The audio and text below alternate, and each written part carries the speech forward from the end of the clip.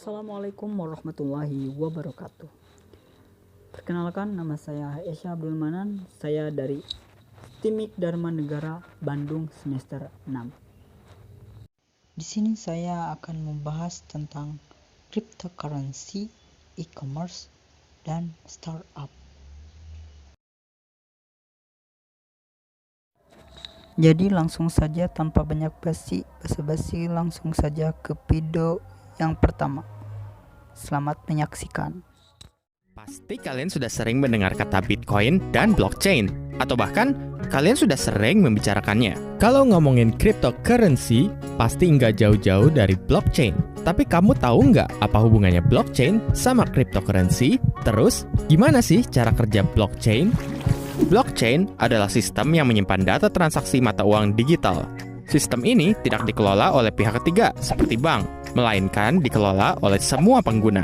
Bayangkan ada 5 orang yang ingin bebas bertransaksi tanpa menggunakan bank atau pihak ketiga.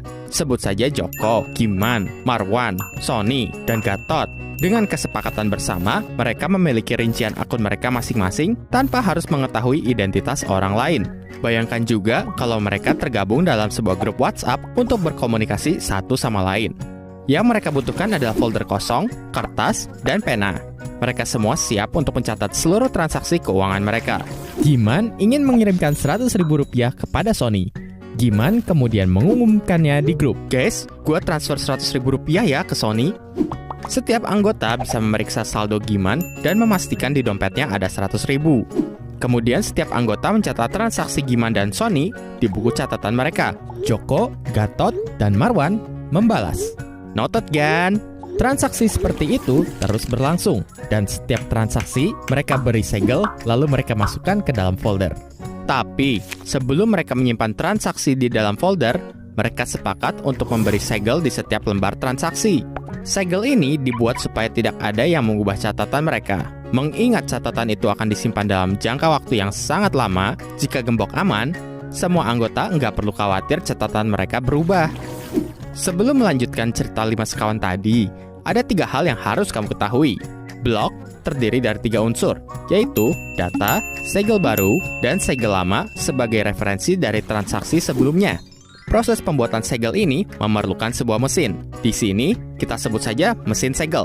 Ajaibnya, mesin segel ini akan mengeluarkan kombinasi huruf acak jika kita memasukkan angka berapapun. Katakanlah kita memasukkan stiker dengan label angka 5. Setelah diproses oleh mesin segel, ternyata angka 5 berubah menjadi kombinasi huruf. Ajaib bukan? Jika kita coba lagi memasukkan kertas stiker dengan label angka berbeda, mesin ini mengeluarkan kombinasi baru. Ternyata, mesin segel ini bisa mengeluarkan kombinasi acak huruf dan angka.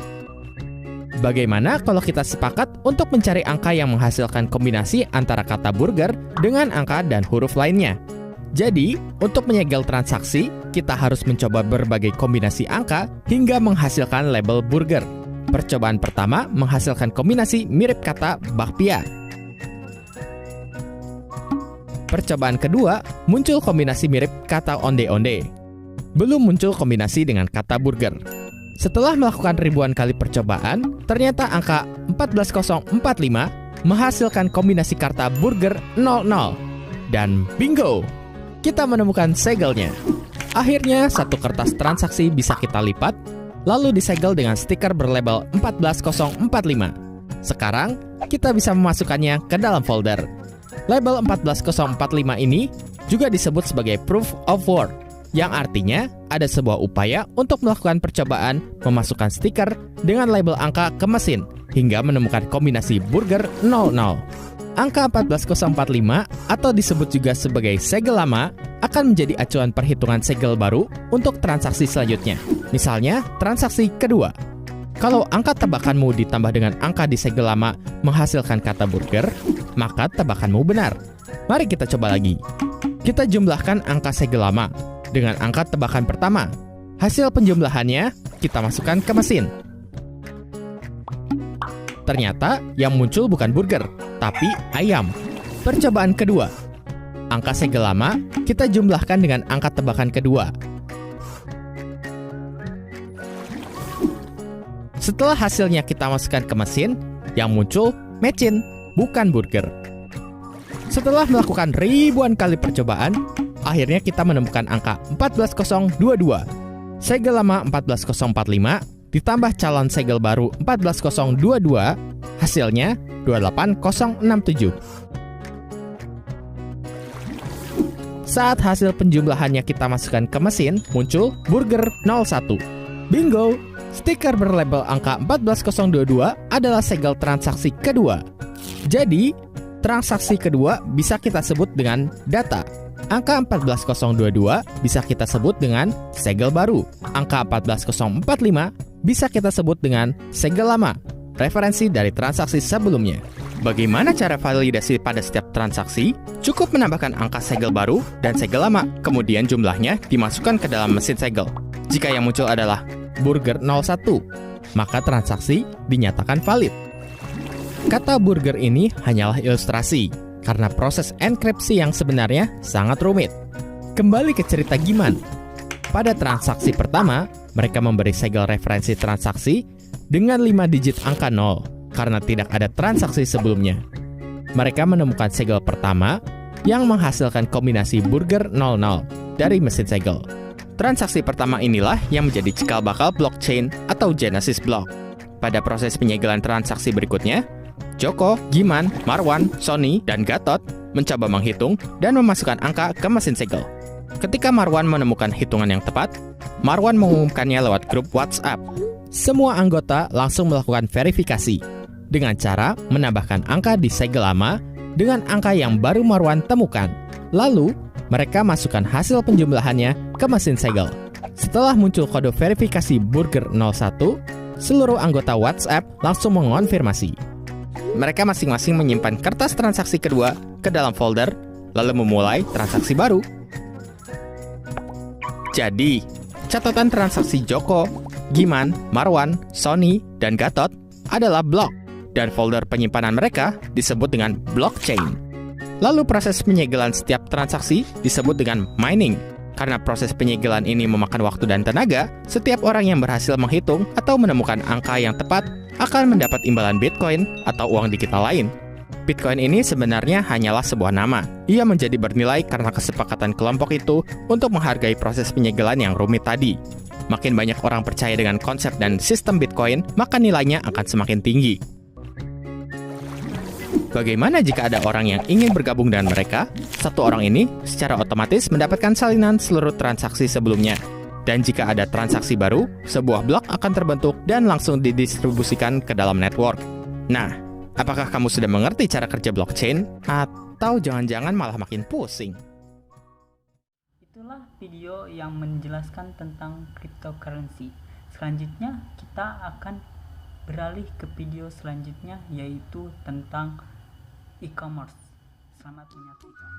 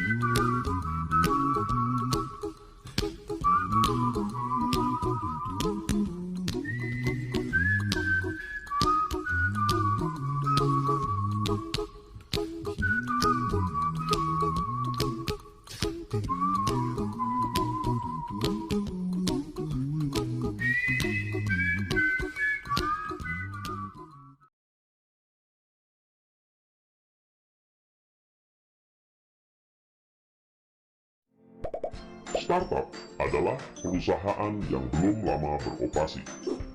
Perusahaan-perusahaan ini sebagian besar merupakan perusahaan yang baru didirikan dan berada pada fase pengembangan dan penelitian untuk menemukan pasar yang tepat. Di akhir tahun 2000-an, istilah startup banyak dikonotasikan dengan segala yang berbau teknologi, web, dan internet. Padahal tidak semua startup harus berkaitan dengan teknologi. Perusahaan dikategorikan startup jika kurang dari 3 tahun jumlah pegawainya kurang dari 20 orang, dan pendapatannya kurang dari 100.000 US dollar per tahun. Di Indonesia, ada 3 kelompok startup, yaitu pencipta game, startup aplikasi edukasi, serta startup perdagangan seperti e-commerce dan informasi. Apalagi dengan perkembangan media sosial dan smartphone saat ini, startup memiliki potensi besar untuk berkembang.